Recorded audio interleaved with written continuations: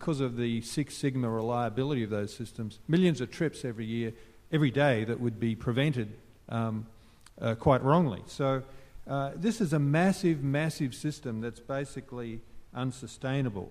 The infrastructure we have, we can't maintain. We don't have the money to do it.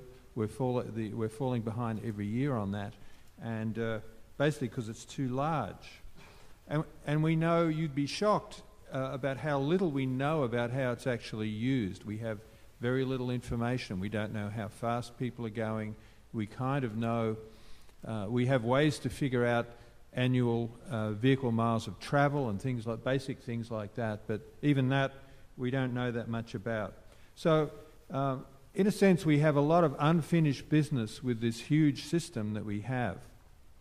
And I think the dilemma is, should we continue to try to improve and deal with the issues, and Jonathan already mentioned congestion, and that's probably risen to the top of the tree as far as what we need to do with our current system.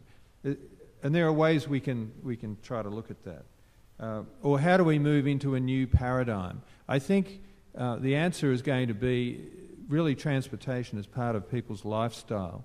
The more we look at behaviour of humans in transportation, the more surprised we are at how diverse it is. There's just a huge range of things. We're absolutely shocked at some of the things that people actually do in motor vehicles. If you look at face video of people driving, and we have many, many hours of that, we used to talk about the driving task. It's not a task. If you look at these people driving, they're not doing a task. What are they doing? We don't really know. So I guess my question is, do we really want to find out more about the system we have so that we can learn how to come up with a better system? It seems like kind of a good idea. But I guess the dilemma there is that we don't want to encourage more of the same. And it's certainly true that technology is a double-edged sword, and I'll just finish with that. Thank you. Say, choose the project that reduces CO2 the most or provides the lowest passenger mile CO2, or but there's the economic development piece. And so if you or any one of you guys had your desire, what would be the metric by which you would put into the transportation reauthorization bill? And then one last quick point around how to get people, when they buy their houses, know which ones. So Walk Score and the Center for Neighborhood Technology that put out the Housing plus Transportation Affordability Index, they recently got some money, and they will be from the Rockefeller Foundation, and they'll be working together.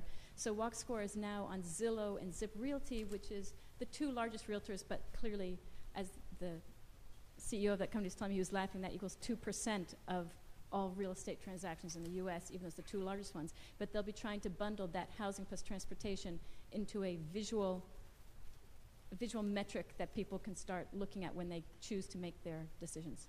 Thanks. The question that I'm going to answer is, what would be the holy grail from my standpoint, that in terms of what I would ask Congress to do in the reauthorization to direct the investment return choices that we make in our transportation systems.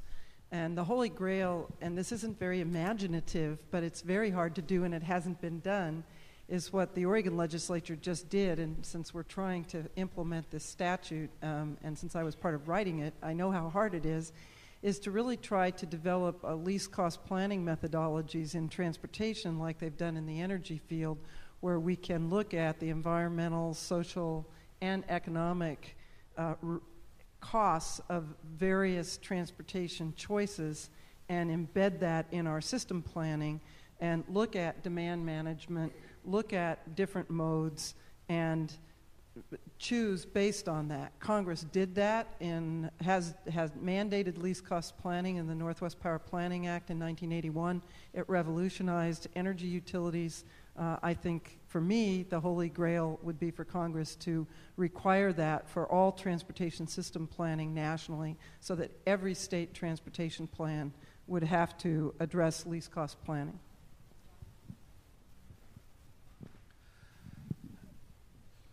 I think that we need to understand that in transportation investments and policies, there are short-term policies and there are long-term policies. It's analogous, in my opinion, to an investment portfolio. You're not going to put all your money into high-risk investments. You're not going to put all your money into low-risk investments. You're going to spread them out, especially you'll choose the higher-risk investments for the longer-term money. In transportation policy, there are policies that we'll engage in, notably the land use policies, where we won't see immediate payoff. We ought not to be looking for immediate payoff from this year to next year of land use change, of smarter growth, because cities change slowly. These are policies that, if they're to be effective, are going to be effective over a matter of decades, not over a matter of years. In other cases, when we talk about technologies that can truly change a situation from today till tomorrow, we ought there to look very, very closely for short-term gains. When we have the long-term, when we're considering the long-term investments and the long-term policies, I don't think that we can attach precise environmental metrics. I think we need to look for short-term gains associated with those policies that will get us over the hump. And in my view, the latter two that I spoke about this morning, the increasing accessibility and increasing choice, are short-term gains associated with these long-term policies that can, one hopes, get us over the hump as we anticipate or plan for those benefits that might accrue over decades, not years. Grab a closer mic. I'm going to trip. I just wanted to maybe reinforce that thought a little bit, that ROI calculations make sense when you're comparing comparable business models. But when you have a transformative business model, then the whole notion of comparable ROI completely breaks down, because something like Amazon, for example, they have a new business model, and it just does not compute with the traditional brick and mortar kind of business. But that's the kind of change. I think I used ROI in my introductory remarks to use a very shorthand version, but I think the least cost planning transformational change that we saw in the energy industry, certainly in our region, where they shifted very aggressively to conservation and demand management as opposed to just building more power plants, infinitely expanding the supply in a non-sustainable way. Least cost planning incorporates more, but I agree with you, that's what makes it devilish, is that trying to look at like the intelligent transportation system approaches and compare those to adding a lane. I don't know how to do that. And I don't know what the method is for doing it, but I know in decision making, I have two choices. Somebody can come up with some data that will help me make those choices, or I can just arbitrarily say, as I did recently, I want 10 million and I'm putting it over here. It's totally arbitrary. I mean, I just knew that we needed to put more money over there or we wouldn't experiment and we wouldn't learn.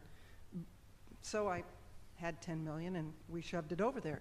But that's not, I don't feel real great about making decisions on that basis. But that spirit is how the interstate highway system got built.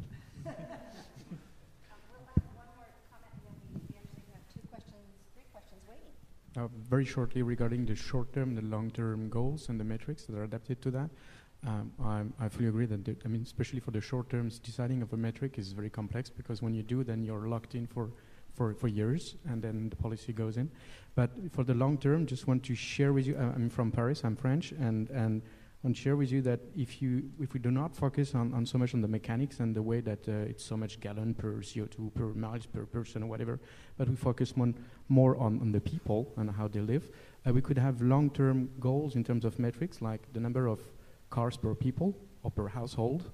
And I go a step further, again, because I'm French, I do not have my driving license, and I live fine. So the number of driving license per person that are working is, it's very provocative, but at least in France, that would not shock anyone. Hi. I'd like to continue the focus on